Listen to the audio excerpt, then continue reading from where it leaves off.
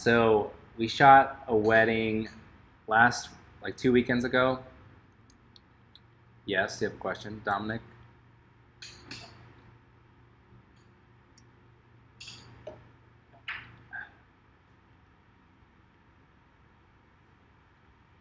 How do I enlarge a screen window? I think if you just click on it like that, and then there's this, I don't know if you can see on mine. Yeah, so that should do it.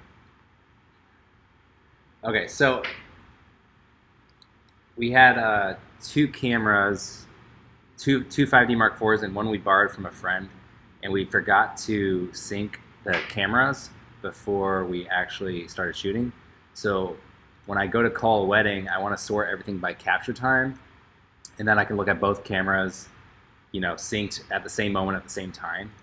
And so in this instance, they're all out of order. So like the camera we borrowed is this one with the 4K in front of it, and that has like a few hours different than the Rachel's camera. So what Rachel did is she took a photo of the time. She went to like time.gov and took a photo of that. So now we have that exact moment of like what this camera's clock should be. And then Megan did the same thing with her camera. And so now I can just sync the cameras essentially. So here's the two, there's Megan's camera and then there's Rachel's. And so what I'm gonna do, yeah, Megan's the second shooter at this wedding, Rachel's sister. So what I'm gonna do is I'm gonna grab text edit here. Okay. So I'm gonna sync everything, let's see, to Rachel's. Actually, I'm actually trying to remember how I do this. Let's see. Do this, adjust capture time, reset it. So the camera's time here, you can see it's like an hour off than the time in the photo. So what I'm gonna do is change it to the time in the photo.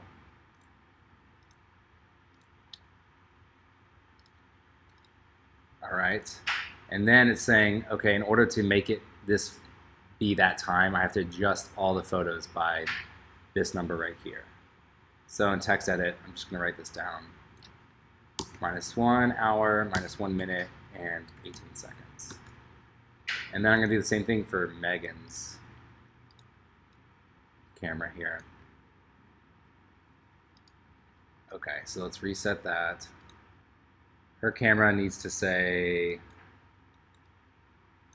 4:49:40. So hers is pretty close actually.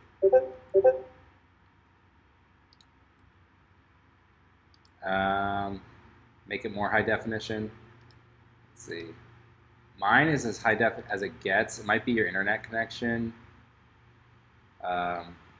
Sorry if it's hard to see. I think it might just be an internet connection issue. I'm also recording this, so hopefully, if it's like too hard to watch right now, you can watch the screen recording of it if all goes well. So, all right. So now for Megan's camera, I need to adjust everything by 1 minute. Or yeah, -1 minute and then -7 seconds. All right, so now I have the numbers I need, and I'm just gonna select all of each person's photos. So I'll sort by file name. All right, so that's Megan's first photo. I'm gonna scroll down to her last photo.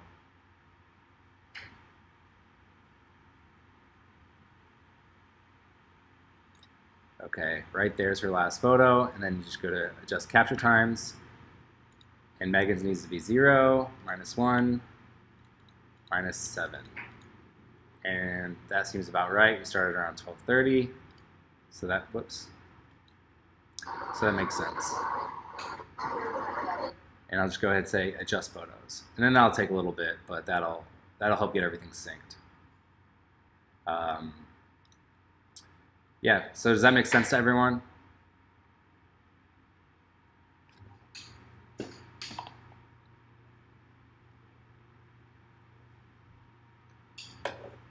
Cool.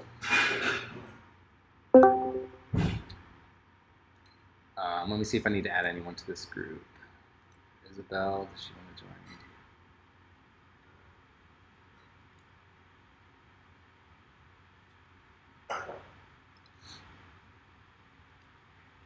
Yeah, there's definitely an easier way. They forgot to do it. So the easiest way would just be to go in the menu settings on both cameras and at the same time sync them to the actual time on your phone. But since we forgot to do that ahead of time, this is like the fix it in post situation. So does that make sense?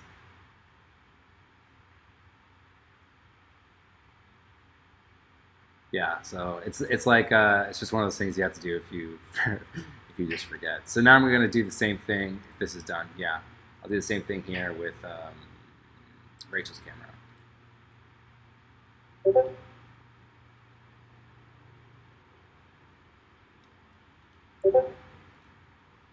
Yeah, double click on my window, and then there's the arrows there. Okay, so for Rachel's, cool. All right, Rachel's has to be -1 hour, and -1 minute, and plus 18 seconds.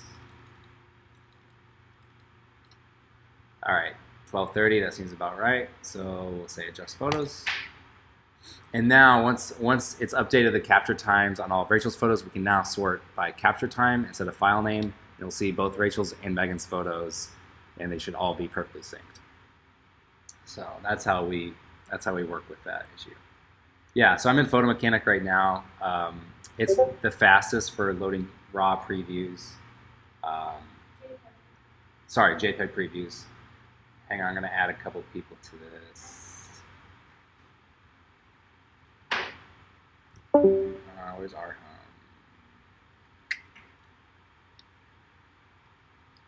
home? All right, just 1 second. I think it's still a little faster in Photo Mechanic, so that's why we're still using it. But I mean, the new Lightroom is definitely better than it was. So it's like if you don't want to pay for Photo Mechanic, it's a good option.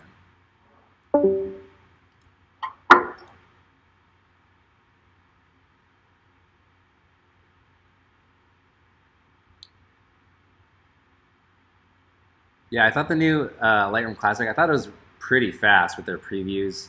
But still, I don't like to load in all of my RAWs. Like, I'd rather just load in these selects. So, all right, for Arham and Isabel that just joined, I just synced both Rachel's and Megan, who second shot the wedding. I just synced their cameras together. They took a photo of their phones that displayed the time. I'll show you real quick. They took a photo of the clock at the exact time, and then we just synced all of their photos respectively to match that time. And then now I can sort by capture time. That's great. And let's go to all. And there we go. So now we can finally start calling.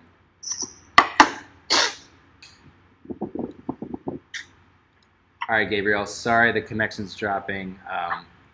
Hopefully the screen recording I'm doing will record and I'll post online later. So let me add. Who is that? Who is that you just joined? Is that Madison? Madison. Yeah. Okay. Cool. All right. So just to start things off. I know Rachel said her camera needs cleaning, so it has like some focus issues throughout. So don't judge too harshly if something looks like soft focus. Yeah, Rachel said take an oath not to judge her photos because she was having some issues with the camera. So yeah, I'm just gonna go ahead and start culling. I guess I'm gonna hit T if I want to tag something as a selects, and yeah, I don't ever like count as I go.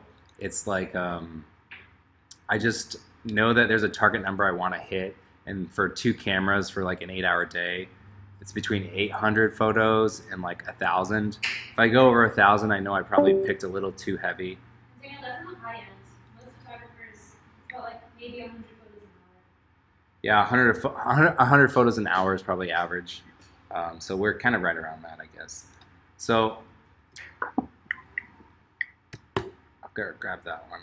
I like the establishing shot there. There's our groom and one of his groomsmen. Yeah, 100 photos an hour. So for an 8-hour wedding, that would just be 800 photos. And that's 2 photographers. Yeah, and that's with 2 photographers. Delivered, yeah. So we edit all 800 and then deliver them on a flash drive to the client. We start getting higher because overwhelming for the clients. Yeah, once you pass like 800 photos delivered, that's just like a lot for the client to go through even, you know? Like it's kind of overwhelming, I think. So, yeah. And that number, like honestly, that changes from photographer to photographer. I think even lower than that should be able. Yeah, if you want to aim lower, that's totally fine. Yeah, you don't, with 2 photographers, 800 I think is probably close to average. For 1 photographer, if you're closer to 600, I think that's fine too. 500, 600. All depends on the coverage and like, just how many shots you get that you like. I'm going to try not to. Last time I did this live call, Rachel told me like I overpicked the wedding, like because I was distracted by talking to you guys. Don't let him. If you see him, I'm going to try not to. So, yeah. Whenever we start, like a lot of it's just kind of warming up, even from a photographer standpoint. Like, so I don't pick a lot of the ones at the beginning. Usually it takes a minute to get into like your rhythm as a photographer. Yeah, big thing to do when you're editing is what helps a lot is like if you're editing and you've been spending like more than 30 minutes, just get up like 5 minutes, drink some water, take a break, do whatever, and then come back and see whether or not you like what you did. Yeah. Yeah, so, okay, you said, would you like to lower down your expectations to pick more photos? No. If we don't like a photo, we're not going to pick it. I'm going to go ahead and mute some people, just it's getting kind of loud. I don't know if that's, yeah. If you have a question, just go ahead and type it in and I'll try to get to it. So yeah, don't lower your expectations just to get more photos delivered. If you don't like a photo, don't deliver it, unless you think the client would like it.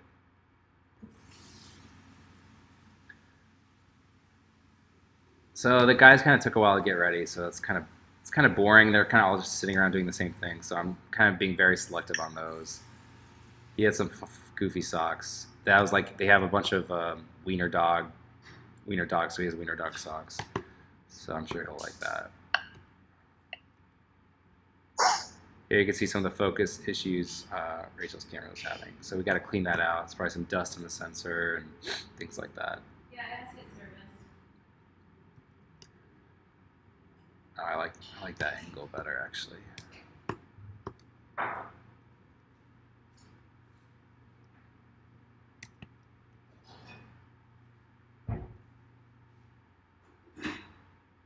So you can see here the highlights are a little bright. This is Megan's camera, so I don't think she's used to like kind of underexposing as much as we usually do. But we'll see what we can bring back in post there. Detail shots I'm never super excited about, but I think the clients like them. How much do you usually underexpose? I think this, yeah, maybe like a stop or so. This is actually a good example of that because you have these windows. We don't need to see like everything out the window. That's not important, but it's nice not for them just to be all white, you know. We want some detail, and this maybe is a little hot. We see a clip right there in the histogram. That might be over here, but the idea is like we don't want their faces to be grainy or noisy when we have to bring it back up in post. So I think this is actually a decent example of like underexposing just to get a little bit more of the background, and then we can bring up exposure here and it won't get noisy. Yeah, when I was taking pictures yesterday, I just left the exposure compensation at -1 stop. Like, there you go. Because I was trying to expose for highlights. Yeah. It really depends on the lighting situation. Like if you have, say it's like a blanket of clouds and it's like all the light is diffused, there's no shadows, nothing, I'd say like 1 stop is probably the sweet spot. Go back to the shoes, the very last one to go straight. Oh. It was hard to, I was like sitting at an angle.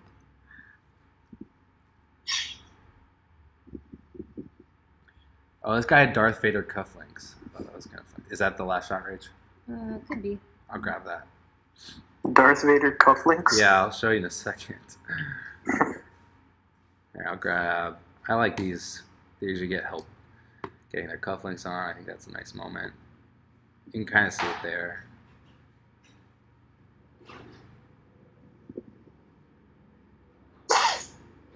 Do you ever call backwards? I don't, but it shouldn't be a problem.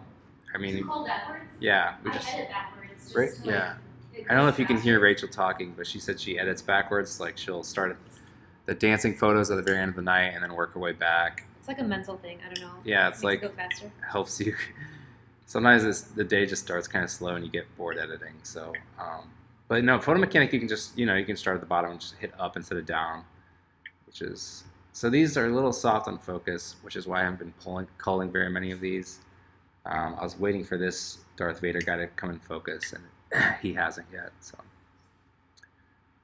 I like that shot. Cool. Let's see, that one or that one? That one's better. Let's see. Another thing, always try to if you know he's about to put his shoes on, try clearing an area for him. So we have like these beer bottles and these shoes, and I think it distracts from the photo a little bit. I think if it was a cleaner background, it would have worked better.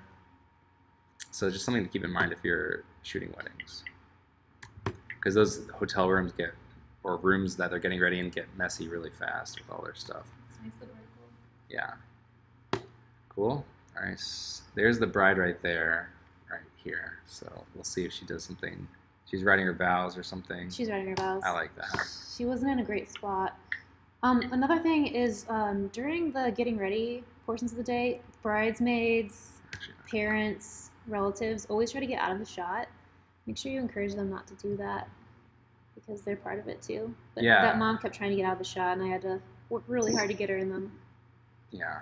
Some people feel uncomfortable, or they think that maybe you don't want a photo of them because you're Yeah. there for the bride and groom, but But the they're- bride and groom will really cherish the photos of the, they have those people there for a reason. yeah, they're part of the day. So No, I like those. struggling with the bow tie.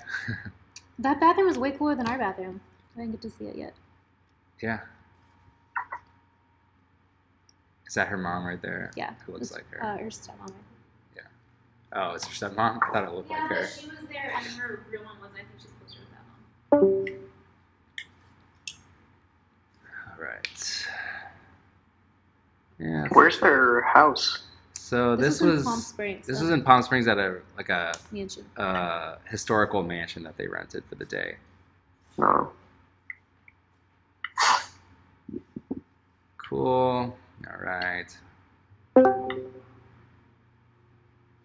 If you see, this is another tip that we always look for. If you see like their invitations and they're like well designed like this, and maybe they spend a lot of time on it, or their friend helped design it, or something like that, you can arrange these in the morning or when you start shooting to like capture that. This is a good opportunity to grab something that matches their colors to do layering, and there was literally nothing there. It was just like busy carpet, and there's nothing. When all else fails, put it on the floor by the window. Yep. Do you like this one or the first No matter what, it's gonna have to be straightened. Yeah, I think I'll grab that. We'll call it. It says hubs. Okay. Or bubs. Or bubs. Yeah. Okay. Is that a weird English? I'm really self-conscious that people are watching. Yeah, Sometimes it you is, just like take risks or whatever, and you don't think that a bunch of people are going to be silently judging you on the internet. Yeah, you want to be able to take throwaway photos and not have anyone ever see them ever. So yeah, this is kind of exposing in a way. All right. Another thing is, we probably talked about this last time, but the bridesmaids always are going to try to be helpful and turn on all the lights. Yeah. So it's slap their hands away from that light switch, and usually what I like to say is, hey guys, do you mind if I turn off the lights? It'll just look better for the photos. And they're like, oh yeah, go ahead. And then I put that out there, so then when someone walks in and turns the lights on, the other people have your back and they're like, oh, keep the lights off or something like that. Otherwise, people just keep coming in and their instinct is just turn on light switches all day long. Yeah, but then you get that mixed lighting. Another thing. Yeah, and that conflicting color temperature. Yeah. This is a good example of like always, so get your like closer up shot and then like take a step back and see if you can do some cool framing.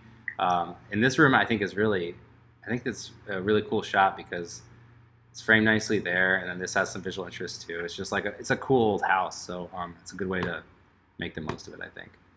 Let's see. I actually like that shot. She's doing something weird with her legs, but it's a nice candid smile there. Ring shots, we never are that excited about doing them, but we grab them just for the couple. Yeah, I asked the couple what they want shot, and I'll do it for them. But it's just important to make sure you get them later on, like on their hand when they're wearing them. Make sure you get full details of the dress, because I don't think afterwards they'll care so much about the dress on the hanger as they do. Yeah, we always ask them what details they want. Yeah. Photos of special jewelry or, Plus, if you submit to blogs, they want those too.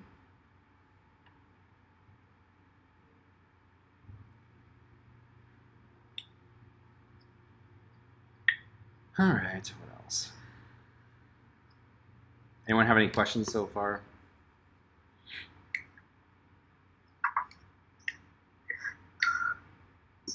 Cheesing for the camera. I guess we'll give them that. I don't want to encourage it though.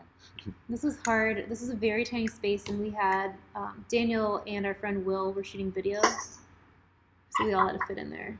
Yeah. It took us a while to get into our rhythm of where we should stand. Yeah, we shot photos and video for this entire day. So it's four of us shooting.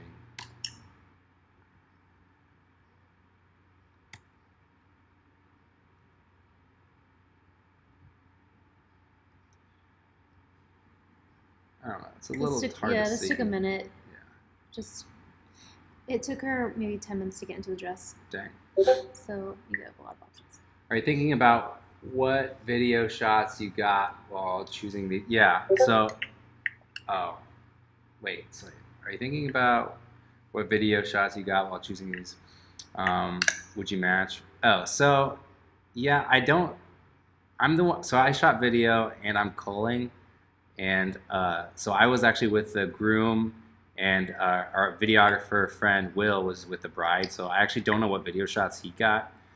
So right now I'm just calling the best photos, and then when it comes time to edit the video, we'll just, whatever shots end up looking the best and like telling the story the best, we'll keep. So we kind of keep them independent of each other, I guess. Okay, unrelated. Normally, the main shooter will go with the bride, so the main photographer and the main videographer will be with the bride. Daniel's ankle was hurt, so he was with the groom, but that's the only reason why. Yeah. Normally, our second shooters would have been with the groom. I had like an orthopedic boot on my ankle all day long, and I was like just limping around. So, yeah. So and these are they're a little bit underexposed so that we can maintain highlights of the dress, but it'll be fine in post. Like that one seems really dark right now, but it'll be fine.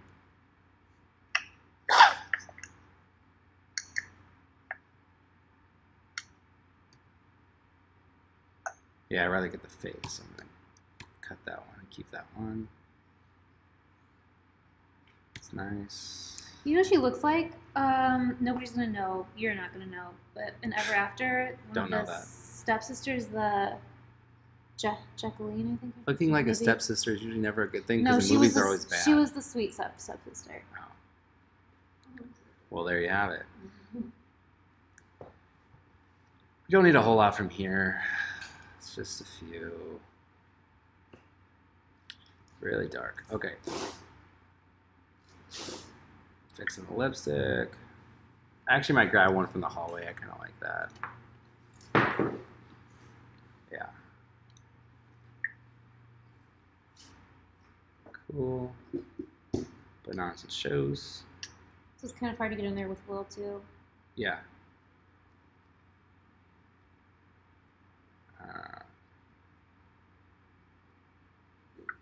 That one. Yeah, there you go. I think before we had some dress issues.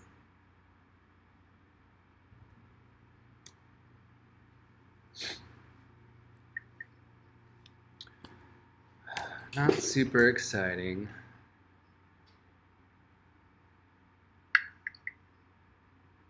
There we go. That's a nice shot.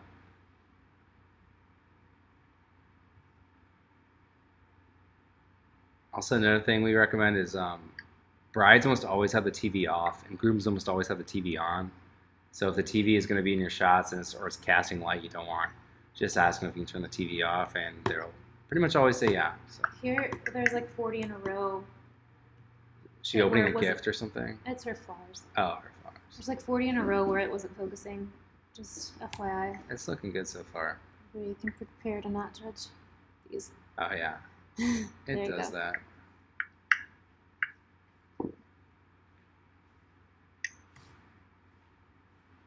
I'll grab the brighter one of these since we don't really have a lot of highlights we need to maintain. Oh, there we go. That one's better. Photo mechanics actually kind of going a little slower because I'm screen recording and screen casting. Normally this would be a bit faster. Yeah, that's gonna murder your RAM. Yeah, but I'm willing to take a hit for you guys. So now it's the first look. She's busy saying hi to the dogs while the groom's out there waiting. Yada yada. Here's Will, our videographer guy. I kind of like that, even though she's frowning. The framing on that's really nice. Megan did a good job with that. I like that shot too. You can see here that we're losing a lot of information from this dress. Probably not. I mean, it is a JPEG preview, but it's likely that that'll be lost. But that's okay if the moment is good enough. All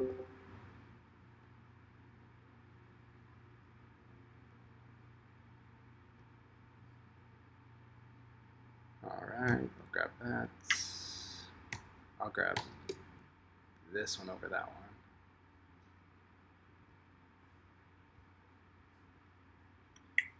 For first look, we always try to find a spot that's kind of secluded and where they're in even light. And the light kept changing on this one. The light, yeah, the sun kept going in and out of the clouds, so it can be difficult, but skip that one, so grab that cute. one.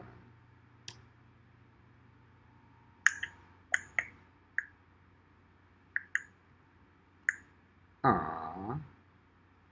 Oh, also my white balance totally off, and also I was shooting like a little bit flatter. Yeah, if you notice the difference between the cameras, it's Rachel's picture profile is set to super flat, and the other camera wasn't. It was just set to like standard. But that's only really affecting this JPEG preview here. So if you're wondering why it looks so different, that's mostly why. So much flatter here.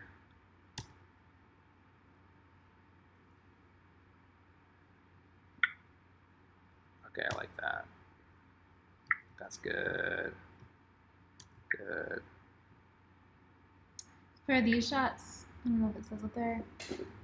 I guess I'm doing 1.4 because that's farther away. Yeah. Normally when you have two people and you want to make sure they're both in focus, usually around 2.0 is pretty standard. Yeah, Megan's shooting at 4.5. Yeah. I'm actually going to cut that one. Keep this one. We already got a hug in there, so I don't think they need two hugs. Except for that angle's great. I like that one. Oh, he got her a bracelet, so we'll grab that moment too. Yeah, focus went out there. Not to worry. And we're back. There we go. And it's gone again. That's some crazy. What's that? Is she behind a tree Megan, or something? Okay, Megan is a super awesome second shooter, and what she always does is because it's a little bit boring to have the same photos just from two different angles, so she'll always try to get inventive to get shots that you don't think to get as a first shooter, or that beyond like a flowery tree, yep, right? So if there's flowers around, or if there's a leaf on the ground, she'll pick that up and hold it over a lens. Just she always tries to make it a little bit more unique than. Haters will say it's Photoshop. It ain't. tight meme. Yeah, that's usage. cool. That's a nice angle too. Yeah. You can see a little bit more of like the mountain backdrop that they have. So, I like that. Yeah, it's always nice after they do this to get her to spin around so that he can. It's kind of like a second first look. Get his reaction with the back too. Yeah, I wish his reaction face was a little better, but I'll grab one anyways. He's laughing at a joke I just told, I think. So Probably. that's what that is. Oh, I kind of like that. Bless you. Thank you. Okay, I like that. That was a good one. It was hard. It was hard because this was at what time of the day was it? It was like 3 in the afternoon or something, 2 in the afternoon. Yeah, in the desert. In the desert, so it's like it was kind of hard to find the spot. And if you step back too far, the sun hit him too hard. So, I know that feeling. yeah, it was actually tough to find the spot, and then to find a spot to do group photos after this was also a little challenging. So we just ended up doing it at the front of the venue. Couples photos weren't that great for that reason. We did some inside, but then we did. I don't think they can hear you. Well, you can tell them after the. She's saying the couples photos weren't that great just because of the time of day. It made it hard to find like a good spot. There's the little wiener dogs.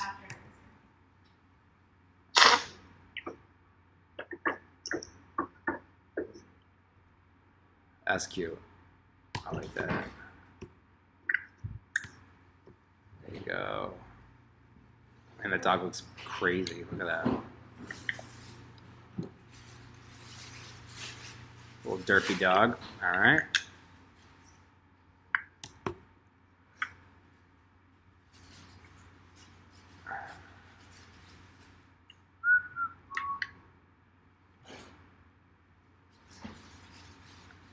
Cool. He did not have a great reaction there. Probably cut that one. Okay, Madison. Sorry about the connection. Hopefully you can watch the screen recording version. Let me make sure it's still going, actually. Yeah. Should still be going. All right. So I think at this point I would say I'm picking like 1 out of every 8 photos or so, which I think should be good. I'll pick more like later in the day when the light gets more even and each moment is like for cocktail hour or something, you're not taking like a bunch of photos of the same thing. Then I'll probably grab more photos.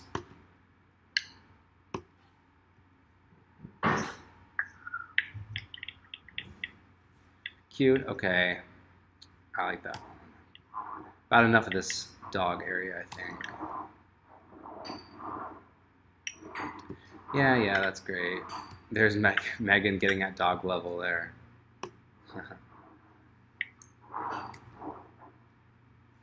Okay, one more for you. And then like a more traditional shot.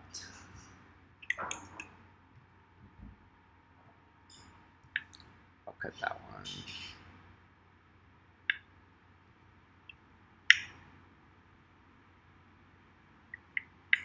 Okay, that's good. How are the dogs? Yeah, they're good. The light got crazy when they came out.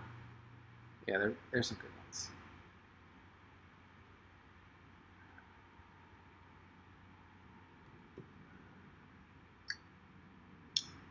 Trying to find a natural smile from them.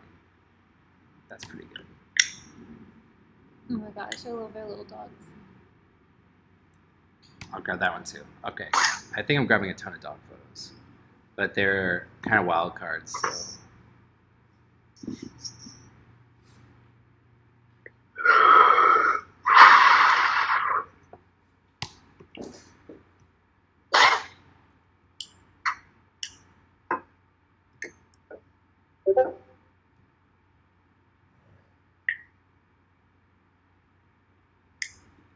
Yeah, I feel like holding a dog when your wedding dress is on is not the best idea. I think they love their dog so much she was willing to take the risk. Yeah, and she was super cool. Her dress kept getting dirty, and she was like so okay with it. Yeah. We always try to get clients who are more on the adventurous side than on the, like, I don't know. Worry about perfection of it Yeah. all. Yeah. Yeah. They're pretty laid back. This is when the sun came back out. It kept coming and going. I think some of these turned out. They were really cool though. They're just like, yeah, you guys just do you. We love your work, so just do your thing. And that's what we always like to hear. So like instead of them giving us like a shot list, it's just like you guys know what to do. Just do it. Yeah, So, and that's the ideal client because then when we deliver the photos that's in our style, they're probably not going to ask for us to change things. change anything. Yeah, they're going to be happy. Like you want your clients to be happy. Sometimes if somebody wants to pay you a lot of money but doesn't like your style, it's worth it to not take the money and let somebody else. Better to turn it down. Yeah, somebody else is a better fit to. Yeah, if they want you to edit differently than you normally edit, then they probably didn't look at your portfolio close enough, or These didn't all work right here. you know. If it doesn't, we can skip them. Yeah, it's different if it's like a family session or shooting for a friend or headshots. But for somebody's wedding day, if they're not a good fit and you know that, yeah, go ahead and Turn it down. turn it down or find a better photographer for them. Yeah, you can say, well, we might not be the best fit for you, but I can give you some referrals.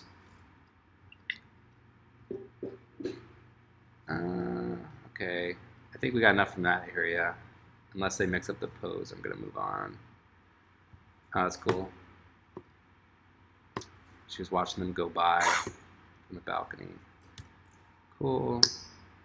So here's another area where you don't want this blown out completely. Like it's nice to have a little bit of detail back there. And I think all this should look fine once we do some minor editing. In terms of exposure on their faces, I think it'll all look good, and you still have a little bit of greenery left in the windows. So that's interesting. You can see, so that's Rachel's camera with the completely flat profile, and that's Megan's with the non-completely flat. And let's see, so 2.8. So the settings. Okay, you asked what the settings were. Right. What were the settings on the dark photos? So right now, Rachel has a 35mm lens shooting at ISO 100, aperture is f2, and then shutter is 1/160. And in terms of the picture profile, it's just everything is turned down to the left all the way for sharpness, contrast, saturation. It's all turned down in our picture profile. But once again, that only affects JPEG and video. So 1/160, f2.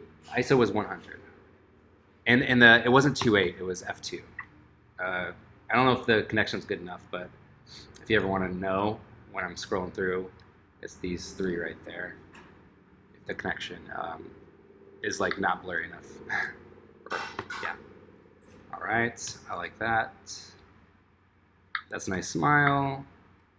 There, I'm like, I think Rachel told him to sniff her hair. But like, make sure he's on the side of the head enough where he's not lost behind her hair, so we still see this side of the face.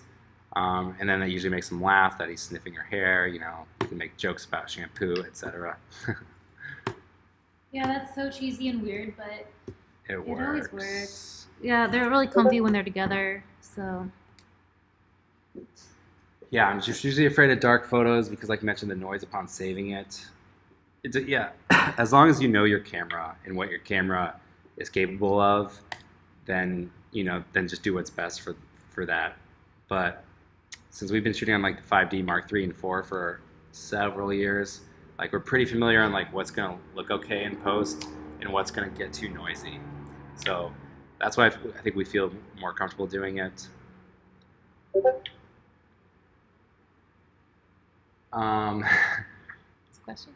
The question was, what jokes do you make about shampoo?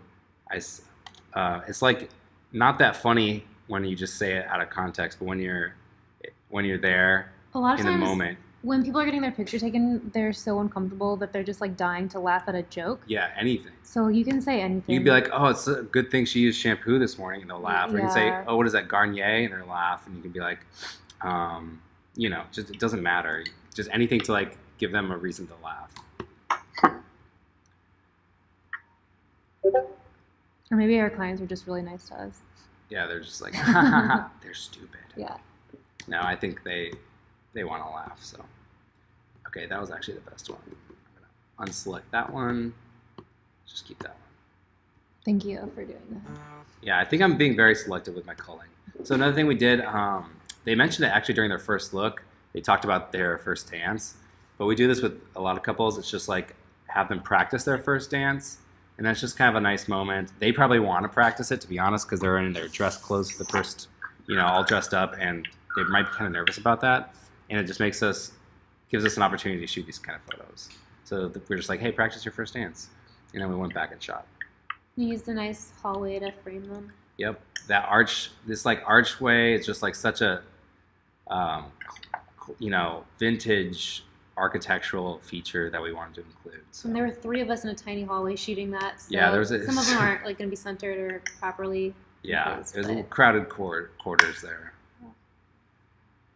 I kind of like that crop. That's interesting, but I think the lamp behind that light fixture is kind of distracting. So, see if we get another one instead. That's a nice one. I'll grab it.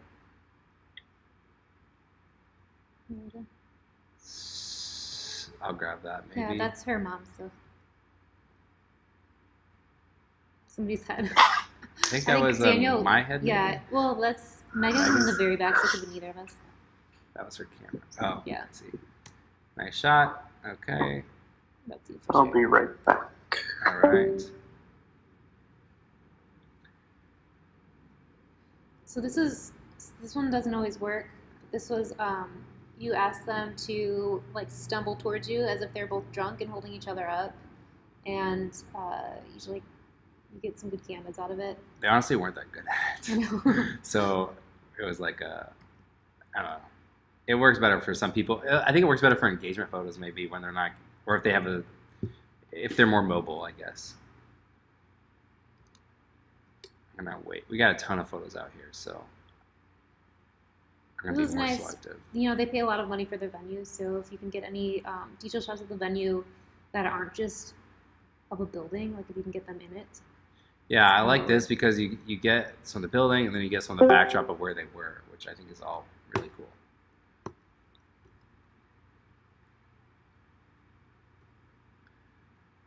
It's kind of like reverse leading lines too. Yeah, it's leading away from them.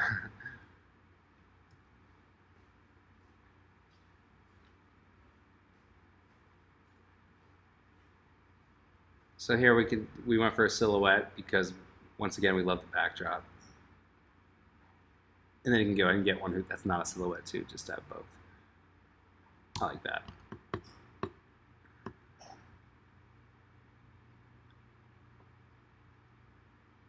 I like that. Let's see.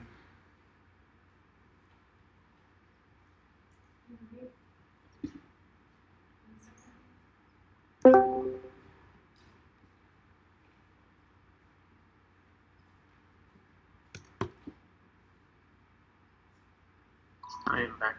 All right.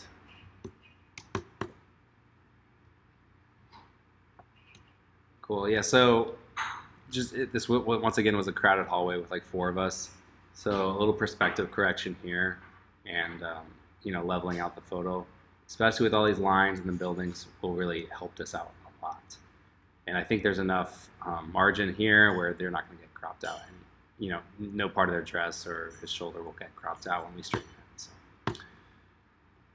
Always play around with framing. Like I like what Rachel did here. Is like we could even crop it more so if we wanted to put them just in the sliver and then have a lot of negative space over here. I think that's kind of cool.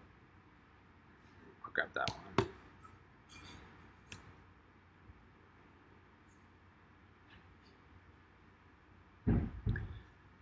All right.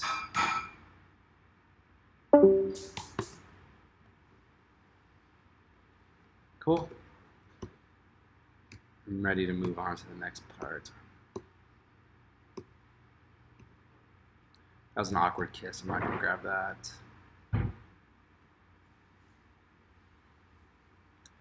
Focus was a little soft there.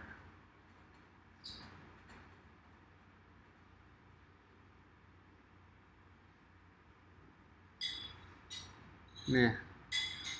Not in love with any of these, really. Quite curious about the directions that you give the couples. Sometimes we'll just be like, hey, go over there and face each other and just love each other. Forget that you're getting your photo taken. And yeah, just tell them to go love each other. And a lot of times that works. And they'll just do exactly what you want them to do. Sometimes for other people it doesn't work as well. I like that. So we have some like kind of,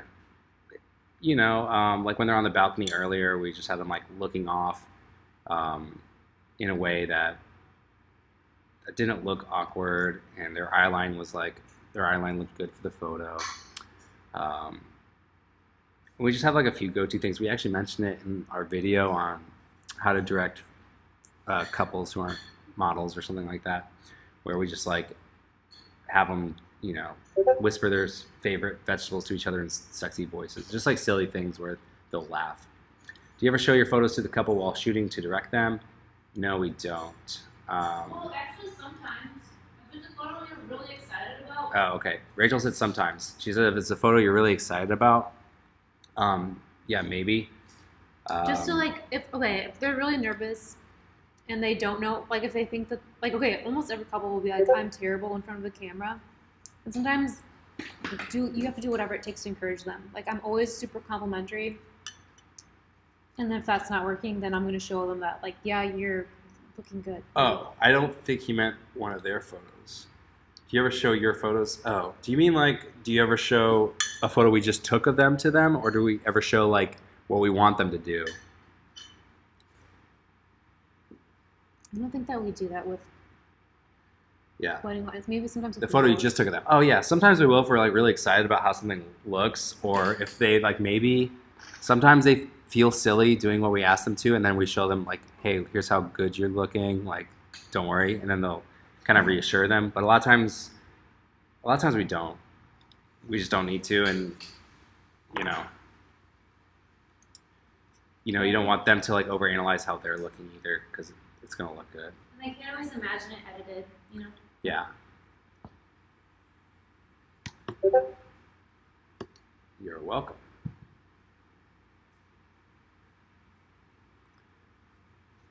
Touch up there. Okay. No, good that one. Should have double chin in the other one. Do you shoot at f2 most of the time? It varies. This right now is f1.4. Depends on how far away I am and how many people are in the photo. Yeah. I don't know if you heard Rachel. She said it depends on how far away she is from the subjects and how many people there are in them. The farther you are away on like a wide angle lens like the 35, you could shoot wider and more of them will be in focus. I like that. But yeah, usually 1.4 to 2.8 is usually where we live. For group photos, we might do f4, 5.6, something like that. So this part of the day, we were super running late, and we were supposed to be doing wedding party photos, and I was trying to get everybody to go get lined up for them. But if I had left and gone to where we were supposed to go, I would have missed all those candid moments. So sometimes you just kind of have to wait. Yeah, sometimes it's okay. So here's like the largest, most shady area we could find. So even though there's reception stuff in the background, I think it's worth it because we get string lights and palm trees, and it looks great. And so we could Photoshop out this line behind his head.